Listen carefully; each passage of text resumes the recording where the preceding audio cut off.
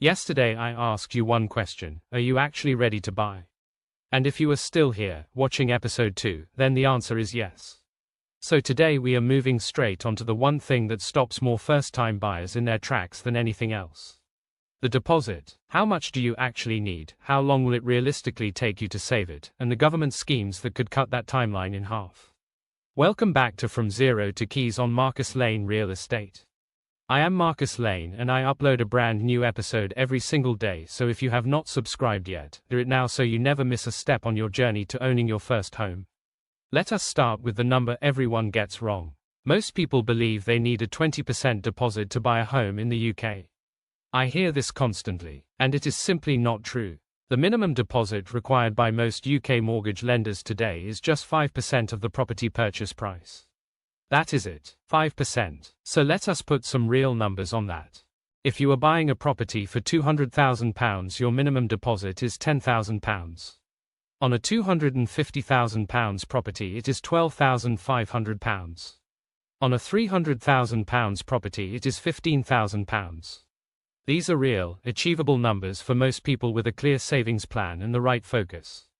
Now I do want to be honest with you here, because that is exactly what this channel is about. A 5% deposit will get you on the ladder, but it does come with higher mortgage rates because lenders see it as a higher risk. The sweet spot that most mortgage advisors will tell you to aim for, and I agree with them, is a 10% deposit. At 10% you unlock significantly better mortgage rates, which means lower monthly repayments and less money paid overall across the life of your mortgage. If you can reach 10% before you buy, you will thank yourself for years. Now let us talk about something most people completely forget when they are saving for a deposit. The additional costs. Because your deposit is not the only money you need on completion day.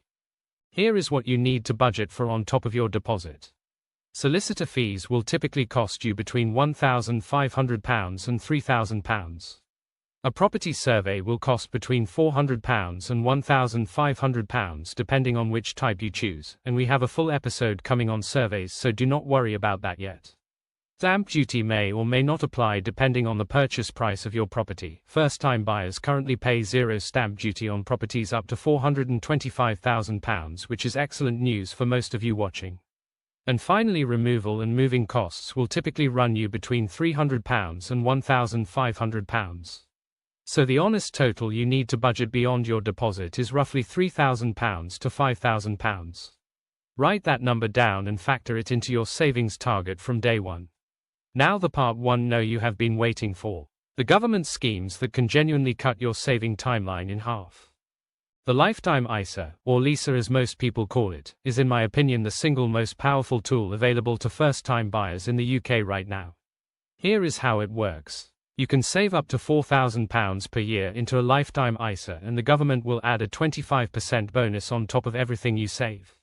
That means for every £4,000 you put in, the government gives you £1,000 completely free. Over 5 years of saving, that is £5,000 of free government money added to your deposit. You must be between 18 and 39 to open one, and the property must cost £450,000 or less. If you do not already have a Lifetime ISA open, stop this video after it ends and open one today. So here is your homework before episode 3 tomorrow. Work out your target deposit, take the price of the property you want to buy and calculate both 5% and 10% of that number. Then open a Lifetime ISA today if you do not already have one.